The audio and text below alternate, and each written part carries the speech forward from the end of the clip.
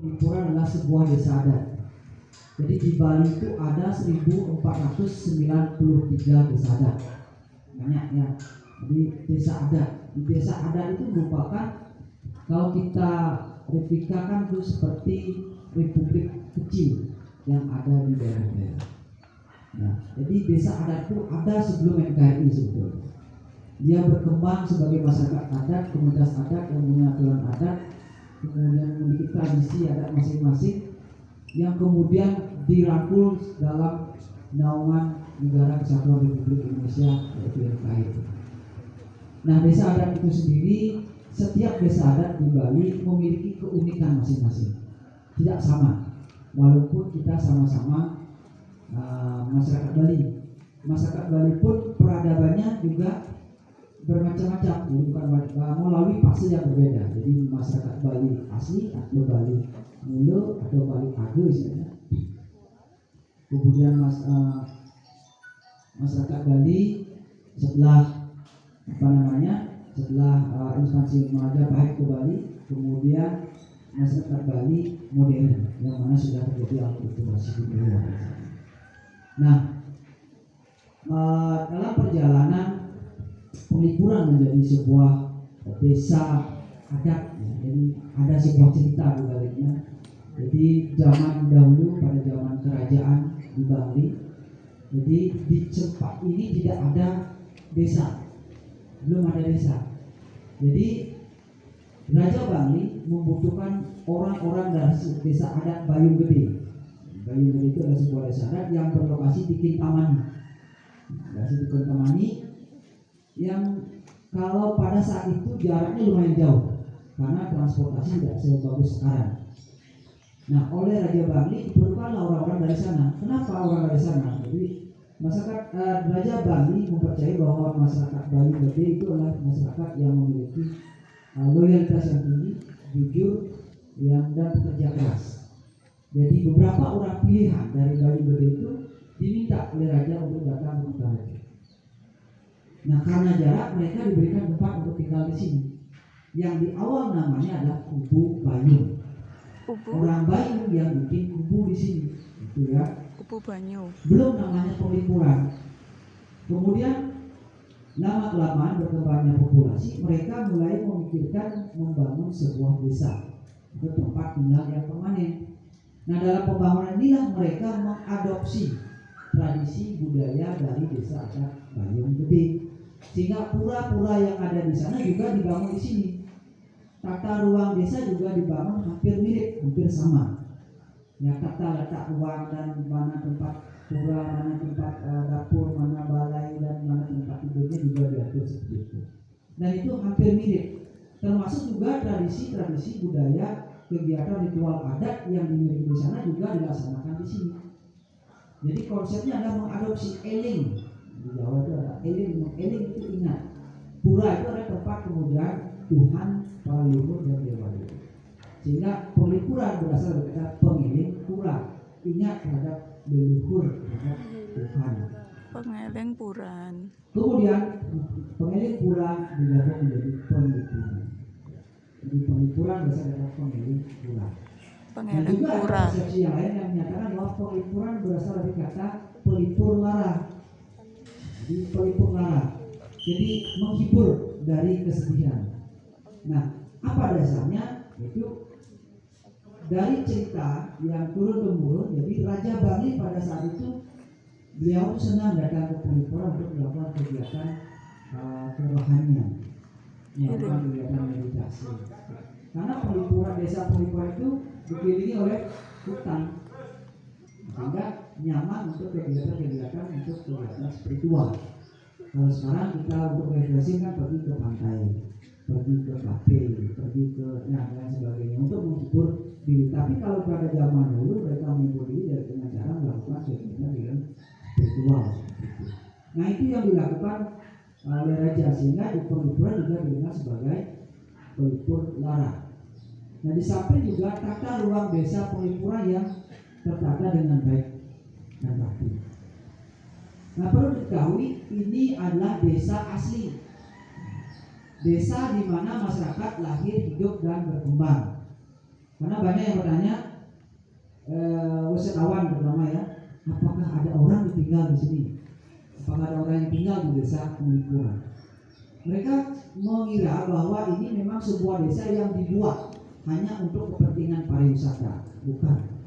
Ini adalah desa yang memang dari nenek moyang kami, ya, turun temurun di sini. Saya, kakek nenek saya itu lahir di sini, hidup di sini dan mewariskan tradisinya kepada kami. Jadi generasi ke generasi hidup di desa Penglipuran. Ini asli.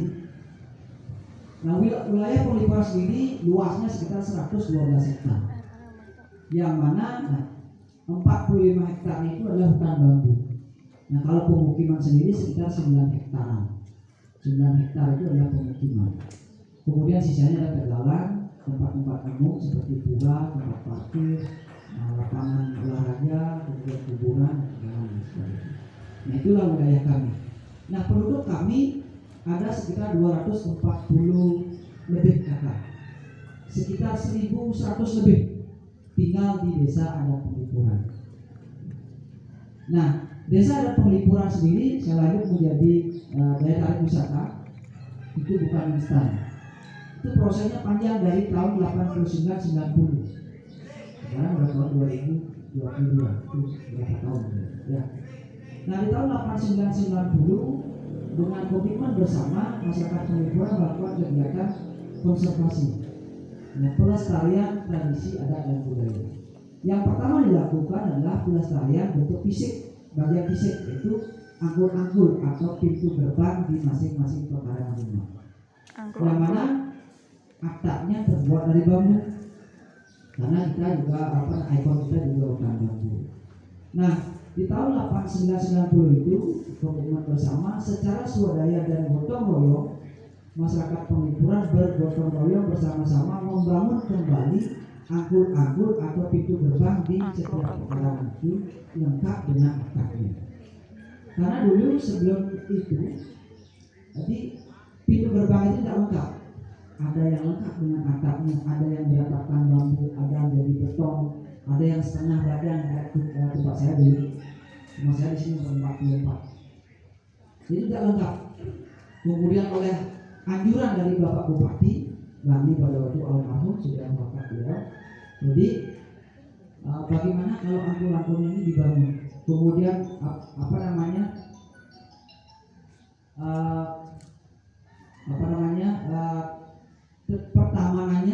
ya, tanaman-tanaman depan rumahnya itu ditata kembali, ditanami kembali dan dibuat asli.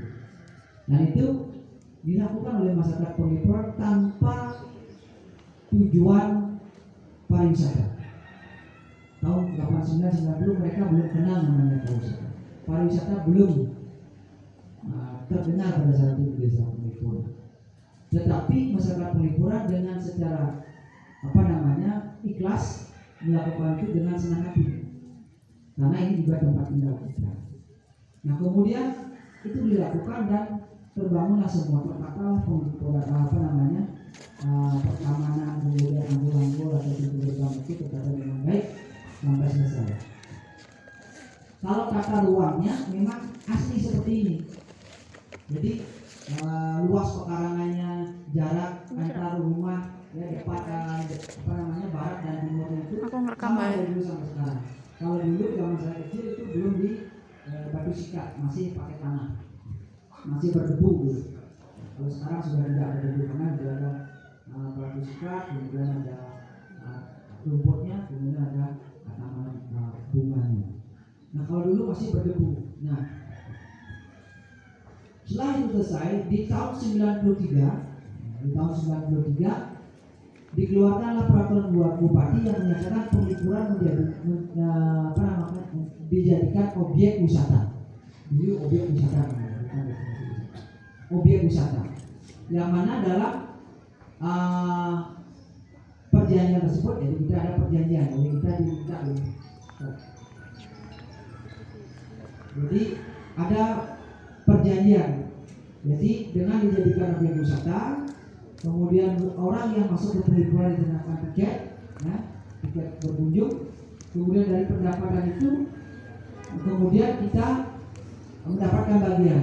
Jadi penglipuran sebagai owner, jadi pemilik itu mendapatkan 40%, kemudian pemerintah daerah mendapatkan 60%.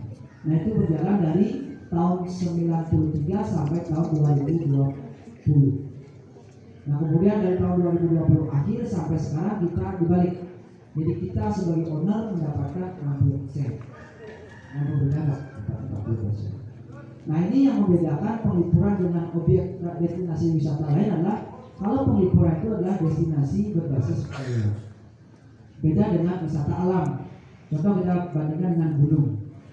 Penglipuran dengan gunung itu berbeda. Karena kalau penglipuran kita perlu biaya pemeliharaan. Contohnya perbaikan bangunan, penataan kebersihan, penataan pertamanan.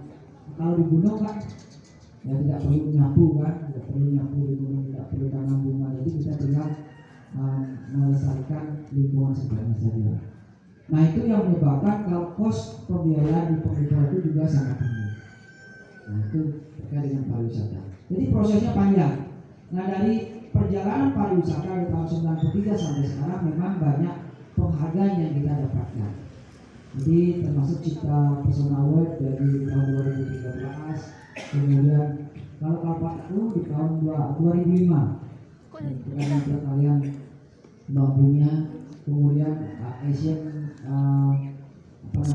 Asian pariwisata standar Asia juga kita dapatkan. Kemudian kemarin anugerah desa wisata yang tahun 2021 kita mendapatkan desa wisata mandiri inspiratif. Itu yang kita dapatkan. Kemudian juga mungkin yang viral juga kita juga dinobatkan menjadi desa terbersih di dunia, salah satu desa terbersih di dunia. Dan itu juga bukan begitu saja, itu tidak salah 2016 kita juga dinobatkan sebagai salah satu desa terbersih di dunia.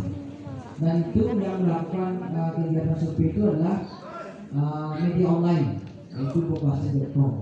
Ujung-ujung kita viral bahwa penglipuran merupakan salah satu desa terbersih di dunia.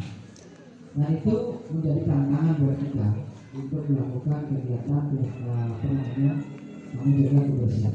Nah terkait dengan kebersihan sebetulnya kita sudah punya sistem yang sangat yang sudah berbudaya.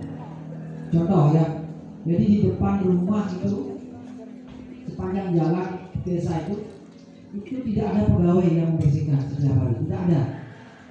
Yang melakukan kegiatan itu adalah para warga kita, terutama ibu-ibu. Di pagi hari mereka bangun pagi, masak air, mengambil sapu. Yang mereka bersihkan adalah pekarangan dan depan rumah saja. Itu pagi, sekitar jam 6, setengah 7. Jadi kalau jam 7 nggak sampai 5 menit ya. Kalau jam 7 adik-adik ke sini di warung sekawan sini itu sudah otomatis bersih. Ya, tidak ada pegawai di sana. Sampai sekarang tidak ada pegawai. Yang ada pegawai kebersihan itu adalah di tempat-tempat umum yang perlu dijaga karena kunjungannya. Itu di parkir, di toilet umum. Kemudian kalau di lingkungan itu kita punya program gotong royong setiap bulan. Jadi kita punya banyak yang 240 orang itu, 20 kakak itu, belum lagi para muda-mudi. Itu kita punya program untuk membersihkan lingkungan setiap bulan. Mengumpulkan rumput, kemudian membersihkan got dan mengumpulkan sampah plastik itu kita lakukan setiap bulan. Kalau sampah plastik di masing-masing rumah para ibu-ibu PKK sudah melakukan spreading, ya. Pemisahan. Kita memisahkan plastik dan yang organik. Kemudian di akhir bulan ada bank sampah yang mengambil sampah plastik yang dijual oleh ibu-ibu PKK. Nah itu yang dilakukan. Sisanya yang memang masih bisa dibuang di kebun, di tegalan, itu dibuang ke tegalan. Itu yang dilakukan untuk tetap menjaga kebersihan yang ada di penglipuran. Nah kemudian terkait dengan mungkin kunjungan ya. Kalau kunjungan dari saya sekarang ini dari tanggal 1 Mei saya sampaikan ya. Tanggal 1 Mei selama lebaran ini lumayan membludak. Jadi per hari kalau saya data ya, karena waktu tanggal 1 sampai tanggal 9 itu rata-rata per hari bisa sampai 3.000-4.000 Pak, per hari. Jadi kalau saya sekarang kita rata masih ketemu di 2.000 per hari. Kalau mungkin normalnya sekitar 500 sampai 700 per hari pengunjung. Nah, untuk wisatawan asing sendiri saya tadi coba lihat dari kapan yang stok pengelola pada saya itu dari tanggal 1 sampai hari ini itu sudah berkunjung 1.500 orang untuk wisatawan asing. Nah, itu yang dewasa udah hampir pulih. Kalau kunjungan memang di tahun 2019 itu sudah mencapai 700 per hari kunjungan itu. Nah, sebagai catatan bahwa pariwisata di Penglipuran itu ada bonus. Itu yang apa namanya yang unik di Penglipuran, pariwisata itu ada bonus. Jadi concern utama kita adalah kelestarian di bawah. Jadi seperti yang saya katakan dari tahun 89-90 itu memang concern desa di Penglipuran bukan pariwisata, tapi dengan melakukan kegiatan pelestarian, konservasi dan lingkungan itu membawa dampak yang menjadikan Penglipuran sebagai tujuan wisata. Jadi banyak daerah-daerah lain yang datang ke Penglipuran untuk studi banding membuat trik-trik atau tips yang dilakukan Penglipuran sehingga menjadi sekarang. Sebetulnya tidak ada hal yang spesial yang dilakukan, tidak ada. Yang dilakukan adalah satu, tetap menjaga sesuai dengan konsep di awal, komitmen awal, melakukan pelestarian, menjaga kebersihan, menjaga keamanan. Itu konsep kalau di pariwisata itu ada sabta pesona ya. Jadi ada kebersihan, keindahan, kenyamanan, sampai kenangan yang terakhir itu bisa dibaca nanti itu ada sabta pesona, aman, tertib, sejuk, bersih dan sebagainya itu. Itu yang menjadi modal sebetulnya. Jadi bukan tidak ada hal spesial yang dilakukan di masyarakat kami sampai sekarang. Nah, kemudian dengan adanya pariwisata, dengan melakukan itu menjadi pariwisata, kemudian masyarakat kami melakukan berbagai kegiatan usaha di bidang pariwisata. Jadi banyak yang melakukan niaga di rumah-rumahnya. Nah, jadi mereka semua diatur oleh desa adat. Nah, ini yang kekuatan sebagai desa adat. Jadi desa adat itu adalah forum tertinggi yang mengatur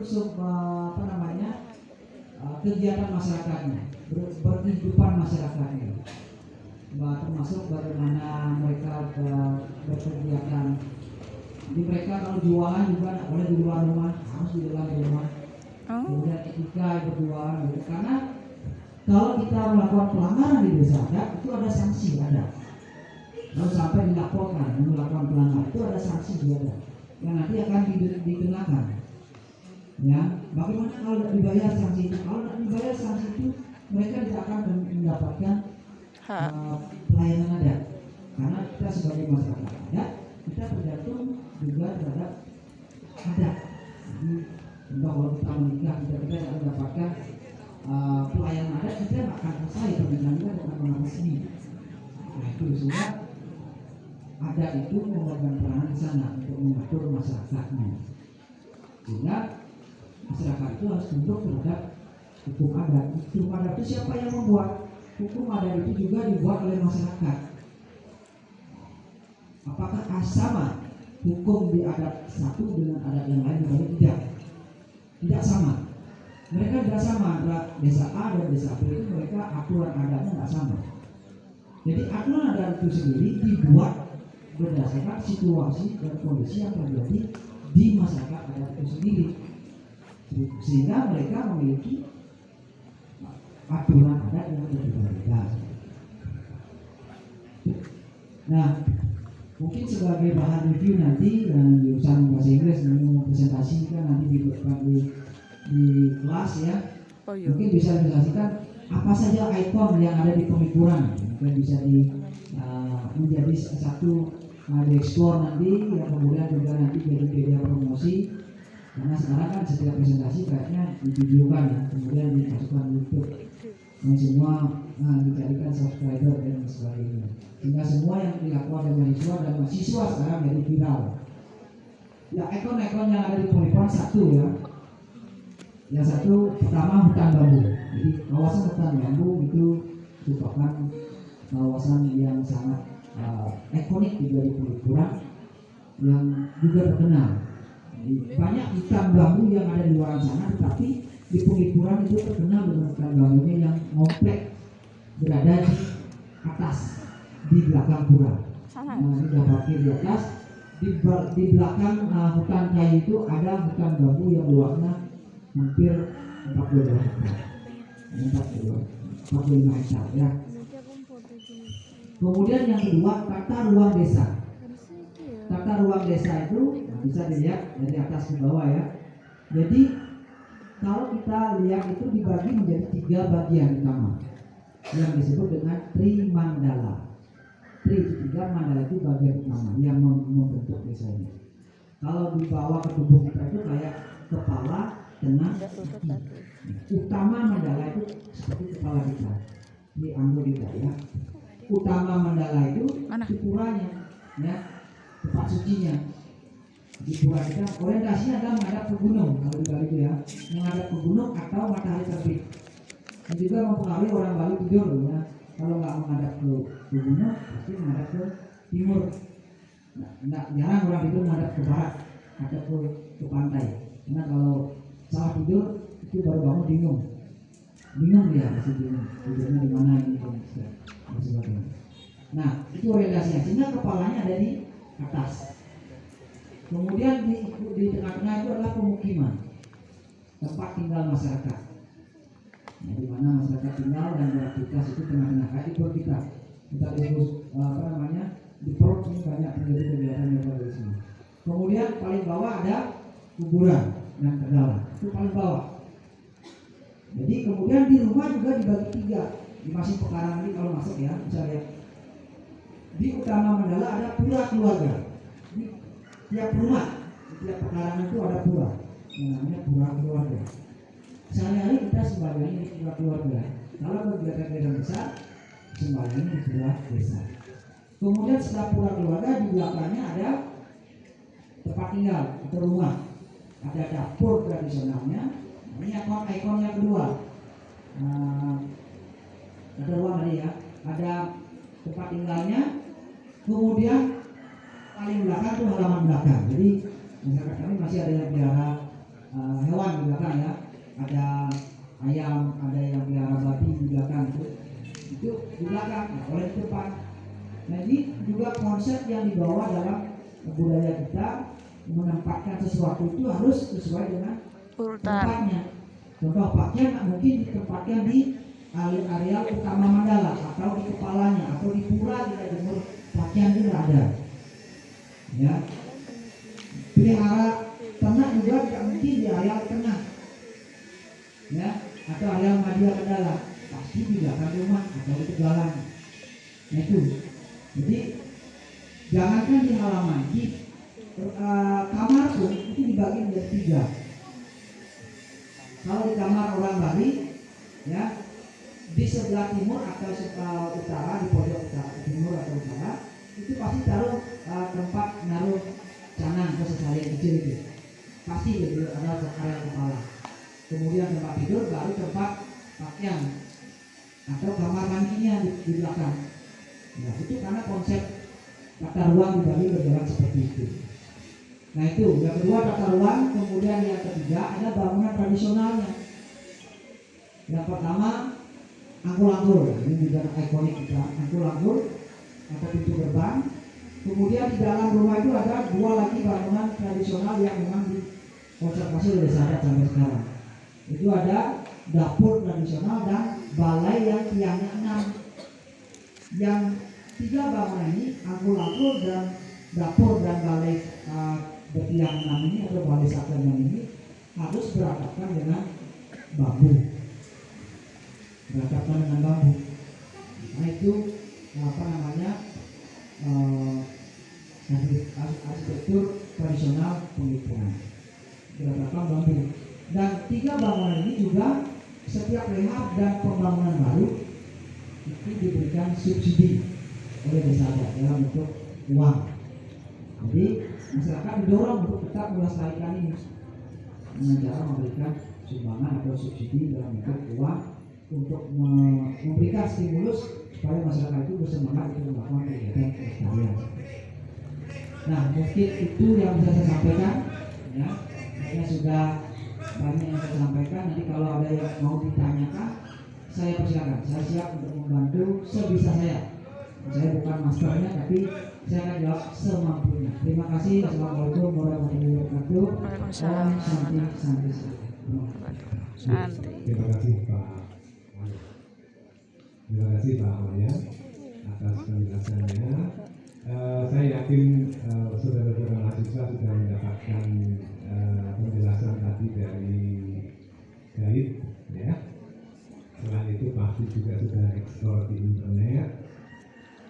Kalau disebutkan ada sanksi sosial ya Pak. Apakah kalau melanggar konsep poligami, monogami ada sanksi sosial? Itu pertanyaan dari saya yang pertama. Kemudian yang kedua, nomor dari mahasiswa Mbak Aprilia, silakan berdiri.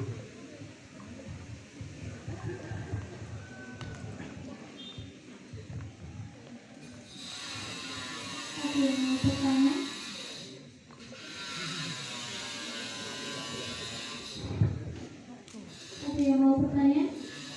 Silakan kalau mau bertanya pakai mic yang di bawah Mbak Aprilia. Silakan rekan-rekan yang mau bertanya.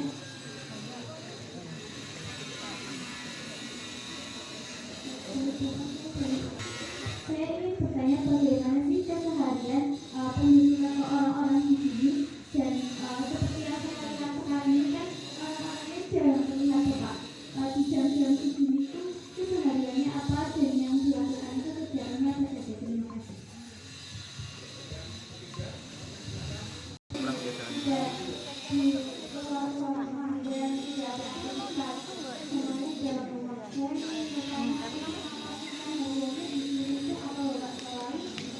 mungkin sudah jualan di dekat rumah atau di rumah. Dan yang membedakan dan tadi disebutkan bahwasanya desa ada di Bali itu ada banyak dan ada kampung ini salah satunya itu yang membedakan antara kampung dengan desa ada yang lain itu ya. Nama juga. Assalamualaikum warahmatullahi wabarakatuh. Swastiastu. Nama saya Peter. Pertanyaan saya, apa event tahunan terbesar yang diadakan di Desa Panggilan ini? Tahu tanya.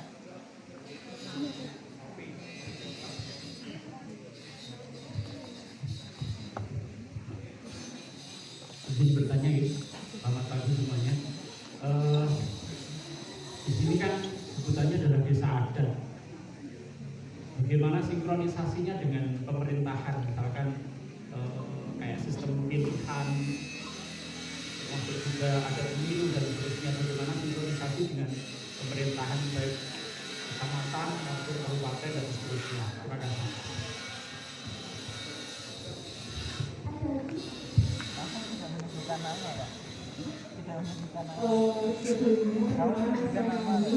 Mungkin pertanyaan dari saya, adakah larangan-larangan sendiri bagi penduduk setempat mungkin dari usia dewasa maupun orang tua, mungkin larangan-larangan yang tidak boleh diatur sendiri Pak?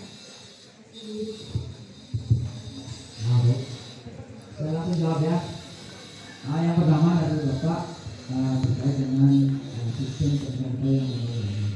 Harusnya saya lupa dari menyampaikan bahwa di penghiburan ada salah satu aturan adat yang tertulis dalam awit ya, jadi aturan adat dan namanya awit undang-undang adat Sumatera. Itu masyarakat penghiburan dilarang memiliki istri atau suami lebih daripada satu atau berpoligami, itu dilarang. Kalau melanggar itu akan dikenakan sanksi sesuai dengan hukum adat. Sanksinya adalah ditempatkan di karang memadu. Misalnya ada tulisan karang memadu. Ada pekarangan yang disediakan masyarakat kita untuk orang yang berpoligami. Berdua. Ya. Jadi yang berpoligami berdua. Dan berpoligami malah disediakan tempat tersendiri. Disediakan tempat. Ya, disediakan tempat berpoligami itu yang apa namanya dengan istri yang keduanya. Ya. Nah begini, tetapi itu adalah hukuman. Jadi walaupun kita diberikan tempat, dibuatkan rumah juga, tapi rumahnya sementara, nggak permanen, beton nggak diukir. Jadi rumahnya adalah sementara. Jadi rumah itu adalah tempat merenungkan diri. Karena kalau kita melakukan poligami itu kita tidak akan diizinkan masuk ke tempat suci milik desa. Kemudian melewati jalan di depan itu juga tidak. Aksesnya hanya lewat belakang saja. Nah itu sangat menyiksa. Kemudian tidak mendapatkan pelayanan dari Allah. Karena begini, ketika kita menikah dengan istri yang pertama, itu kita sah secara adat dan dinas. Jadi disaksikan oleh pendiri adat dan dinas yang juga secara spiritual jalan.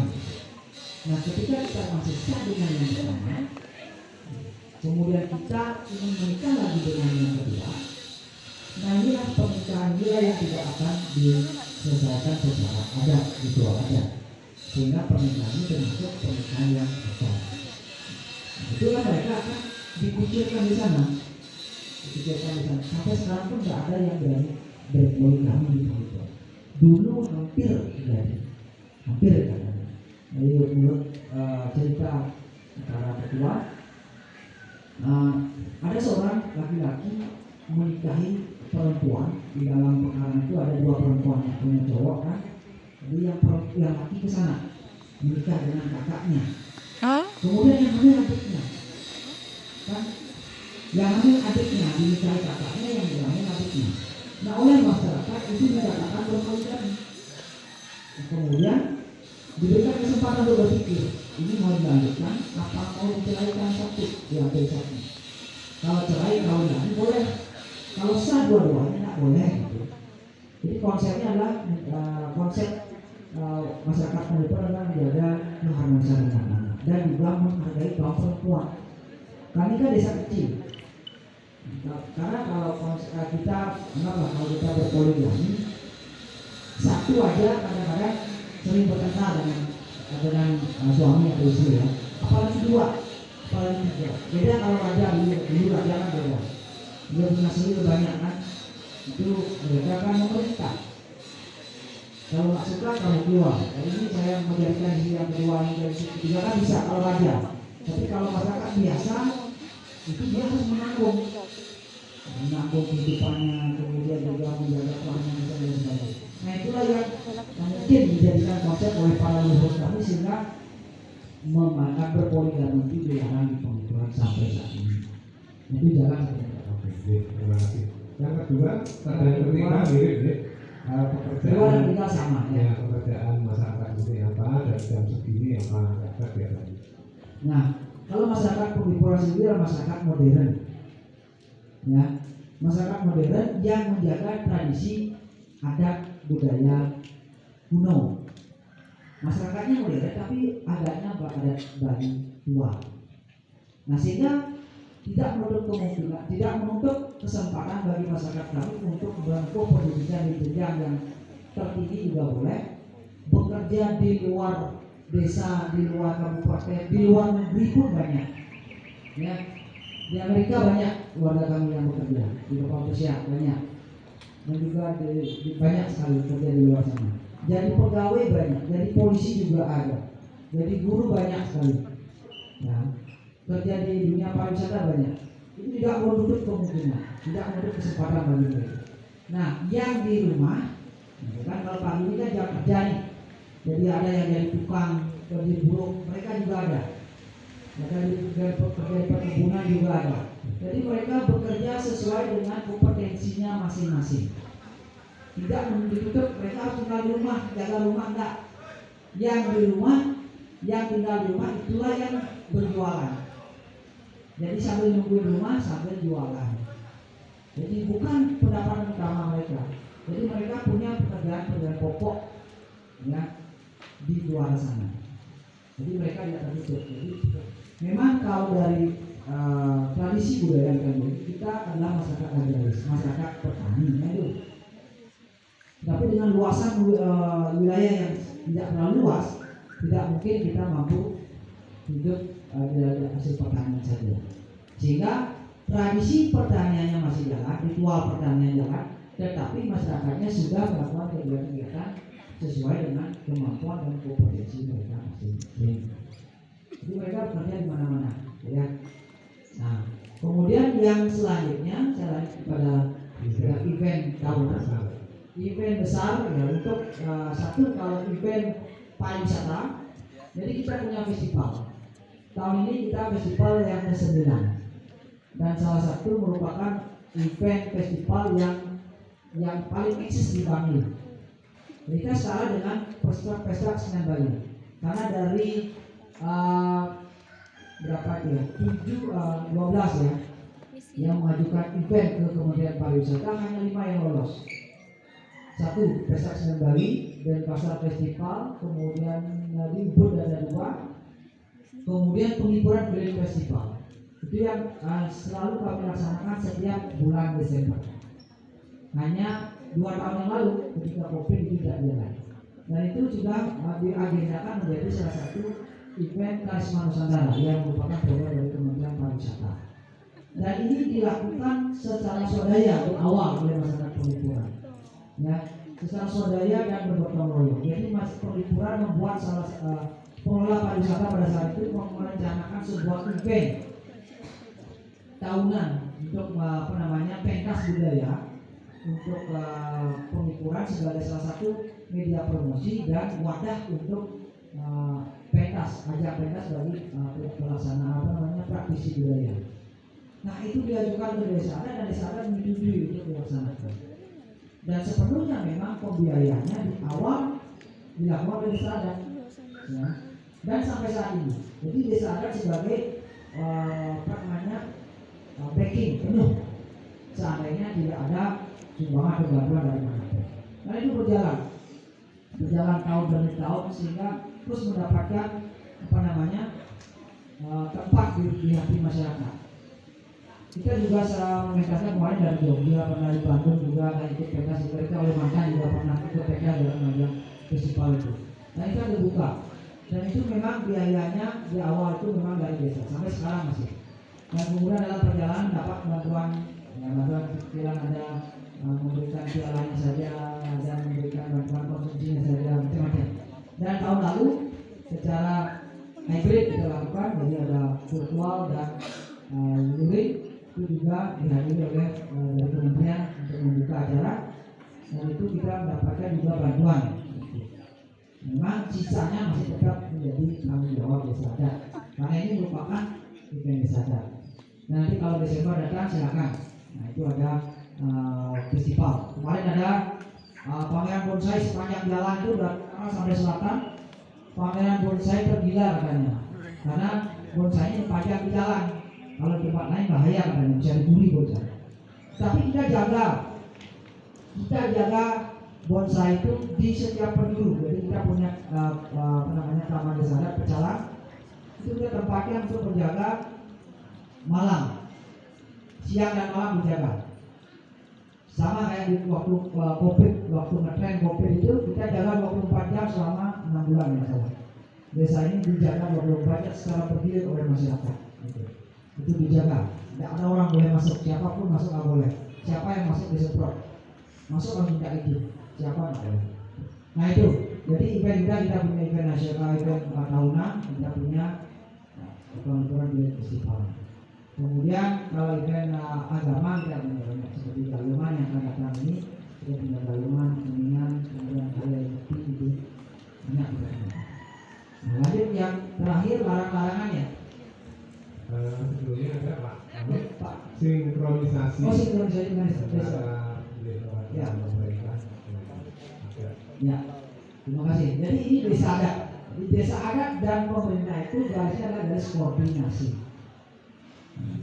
Karena saya pimpinan adat itu bukan di SK dari pemerintah, itu melalui pemilihan secara musyawarah.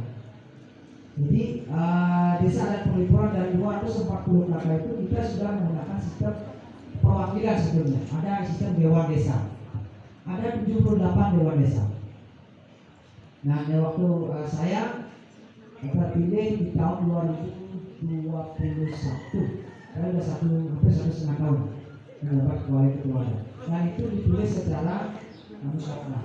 Jadi setiap orang 78 itu diberikan kertas satu-satu. Jadi semua orang jadi calon. Jadi semua orang menulis orang yang ingin dipilih, siapa yang menjadi keluarganya. Nah, pada saat itu ada 6 sekitar berapa ya? 7 orang atau 6 orang yang muncul. Setelah dikumpul dihitung ada 7 orang yang muncul. Dan salah satunya saya. Dari 78 itu saya sekitar 69 atau 8 orang kalau saya. Jadi kemudian saya diberikan kesempatan untuk mengajukan keberatan. Karena bikin nada yang memang bukan pekerjaan yang digaji. Ya, jadi ini satu pengabdian kepada masyarakat untuk menjalankan profesi itu. Jadi saya mengajukan keberatan satu karena saya sudah pekerjaan pokok sebagai guru setiap hari saya harus sekolah. Kemudian kedua, anak saya masih kecil, masih perlu perhatian. Kemudian pengalaman saya masih minim terkait dengan nada. Dan banyak hal yang saya sampaikan, tapi semua dibantah oleh dalam forum tempat desa itu. Sehingga saya dengan ikhlas harus mengikuti dan menjalankan perintah daripada masyarakat. Termasuk istri saya kalau salah 1 minggu nangis terus. Jadi, begitu. Jadi ini adalah sebuah pengabdian jabatan yang seharusnya dilakukan oleh orang-orang yang tua sebelumnya yang berpengalaman dan sebagainya, tapi semua ada di tangan masyarakat. Nah, kemudian dengan kebetulan kita ini berada di kelurahan, Pak. Jadi di kelurahan Kubu, ini kan kelurahan Kubu ya. Kelurahan Kubu itu ada 3 lingkungan. Ada lingkungan Kubu, ada lingkungan Penglipuran, ada lingkungan Prasaja. Dan 2 desa ini, Kubu dan Penglipuran, ada desa adat. Ya, desa adat. Nah, dari kelurahan, kalau Pak Lurah kan mendapatkan SK dari Bupati. Kemudian bawahan Pak Lurah itu ada kepala lingkungan yang di-SK-kan oleh camat. Nah, perpanjangan dengan Pak Lurah ada kepala lingkungan di sini yang memang khusus mengurus terkait dengan data sipil, surat menyurat, surat keterangan dan sebagainya, cari KTP, jadi mendaftarnya kepada lingkungan, bukan pada saya. Saya khusus menjalankan kegiatan tradisi adat di sini, seperti upacara adat agama, kemudian menyaksikan upacara pernikahan, kemudian persekutuan dan sebagainya. Jadi Pak Lurah ke pemikiran itu mereka akan berkoordinasi. Apapun yang dilakukan oleh pemerintah ke pemikiran, mereka akan berkoordinasi, minta izin, minta izin. Karena ini desa adat itu dia memiliki hak otonom. Ya, dia memiliki hak otonom untuk mengelola, yang mempunyai wilayah, memiliki penduduk, memiliki tradisi, memiliki awet-awet atau hukum adat, dan juga memiliki harta kekayaan. Jadi kita kayak kecil yang bisa mengurus rumah tangga sendiri, tetapi masih berada di bawah NKRI, tidak boleh begitu. Ya, jadi semuanya pemerintah dengan desa adat itu dia harus koordinasi. Yang terkait dengan larangan-larangan, jadi larangan-larangan itu secara umum ya, jadi hal-hal yang tidak baik itu dilarang. Karena ketika contoh mencuri kemudian berkelahi ya, kalau sampai itu terjadi dan menjadi laporan di adat, itu kan mendapatkan sanksi. Sanksinya lumayan besar. Sanksinya adalah sanksi sosial. Jadi itu ritual pembersihan di pura. Ritualnya bukan nyapu, tapi kegiatan ritual, kegiatan pembersihan dalam bentuk spiritual. Contoh waktu ini ada pas waktu itu Pak Dedi Mulyadi pas berkunjung ke pura dan saya mendampingi waktu itu. Nah, dia menemukan waktu itu ada orang yang sedang melakukan kegiatan itu. Dia tanya, ini orang ngapain? Oh, ini Pak, ini ada orang yang sedang bayar sanksi, bayar denda. Apa yang dilakukan? Dia mencuri bunga. Ampun. bunganya nggak banyak, bunga yang dulu di sekolah. Bunga metafora atau bunga asli? Bunga pot yang bunga diambil di sekolah SD di sana. Nah, oleh orang yang tinggal di lingkungan SD itu didengar memang malam-malam itu warga kita katanya ya, belum pasti waktu itu orang yang masuk ke sekitar 12 malam masuk ke wilayah sekolah, kemudian nanti 2 harinya kepala sekolahnya melaporkan bahwa ada bunganya yang hilang dan dia yakin bahwa yang itu orang lain. Nah, ketika dilaporkan dia itu kalau tidak ada yang mengaku itu semua masyarakat akan bersumpah ya. Bukan siapa-siapa saja, semua orang akan bersumpah. Nah, saya share di grup di WA waktu itu, di grup warga yang melakukan tolong mengakui dan menyampaikan kepada kami. Kalau tidak semua masyarakat akan bersumpah. Akhirnya malam itu ada yang satu melapor, tapi bukan kepada saya. Dia lapornya langsung kepada kepala lingkungan. Kepala lingkungan satu orang yang ngaku. Usut dan usut akhirnya ketemu 5 orang. Kemudian diusut cari motifnya apa yang dilakukan. Memang anak muda, malam mereka sedang habis minum, katanya mabuk ya. Mereka ke sekolah cuma mau ngambil air kelapa muda. Ada memang kelapa gading yang warna kuning itu ya, itu kan mau dicari itu. Habis minum katanya bagus. Nah, salah satu dari mereka masuklah ke lingkungan sekolah. Mungkin karena kondisi tidak normal ya, dia ada bunga bagus. Diambil itu bukan dijual, mau menjadikan koleksi minuman. Namun tidak ambil cuma buat bunga banyak. Kalau nilainya sampai 100.000, bunganya nggak boleh juga. Yang ini itu padahal punya bunga bagus sekali, dan bapaknya jual bunga. Nah, masuk Granada itu menjadi sebuah pelanggaran. Saya panggil bunga itu, kemudian saya tanyakan seperti dan diakui dengan ikhlas dengan kami yang kemudian kami juga di desa punya tim khusus menangani kasus namanya kartu desa. Kemudian saya hadirkan di kartu desa yang dihadiri oleh orang-orang yang sesuai dengan adat kita, mengadukan nama itu dan orang tuanya dihadirkan bersama-sama. Orang tuanya minta maaf dan sebagainya dan siap untuk menerima sanksi apapun yang jatuh.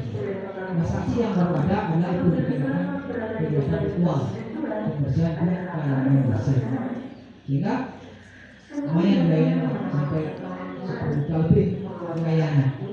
Karena itu apa namanya sarana upekar itu lebih 12 kalau salah. Nah, itu KBD sangat terkejut waktu itu karena beliau pernah katanya merancang hukum seperti itu di waktu dia jadi wali kota, tetapi ditolak oleh anggota dewan. Nah, kalau sampai sekarang itulah kekuatan ada untuk mengatur masyarakatnya. Kalau tidak ada sanksi, tidak ada aturan ada, siapapun untuk mengurus masyarakat bisa. Nah itu salah satu contoh. Yang mungkin banyak atau lagi yang dulu. Ini aturan ini dibuat. Nah, dulu pernah jadi kasus juga berantem dan sebagainya, sering berantem. Jadi desa itu sibuk ngurus orang berantem. Bukan dan seperti itu akhirnya Baik, terima kasih Bapak. Ini berarti akhir dari sesi kita untuk menjelaskan